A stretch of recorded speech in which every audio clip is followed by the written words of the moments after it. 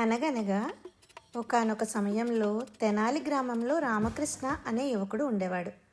ఇంట్లో భార్య తల్లి పని చేసుకోమని తిడుతున్నా తను మాత్రం తన చమత్కారంతో అందరినీ ఆట పట్టిస్తూ ఉండేవాడు. ఒకరోజు విజయనగర రాజగురువు తాతాచార్యులు పల్లకిలో ఎక్కి చాలా గర్వంగా ఆ ఊరికి వచ్చారు. జనాలందరూ భయంతో తలలు వంచుతుంటే రామకృష్ణకు ఆ అహంకారం నచ్చలేదు. వెంటనే పరుగున వెళ్ళి పల్లకికి అడ్డు నిలబడి, ఆగండి, అనర్థం జరిగిపోతుంది, గురువుగారి మెడలో విషసర్పం ఉంది అని కేకలు వేశాడు. ఆ మాటలకు కంగారు పడ్డ తాతాచార్యులు గారు తన మెడను తడుముకుంటూ రామకృష్ణ విసిరిన నల్లని తాడును చూసి నిజంగానే పాము అనుకున్నారు. భయంతో పల్లకిలోంచి గాలిలోకి గెంతేసి నేరుగా బురదలో పడిపోయారు. రాజగురువు బురదలో పడడం చూసి ఊరి జనం నవ్వు ఆపుకోలేకపోయారు. అవమానంతో రగిలిపోయిన తాతాచార్యులు బురద తుడుచుకుంటూ, ఒరే గడుసువాడా, నన్నే అవమానిస్తావా?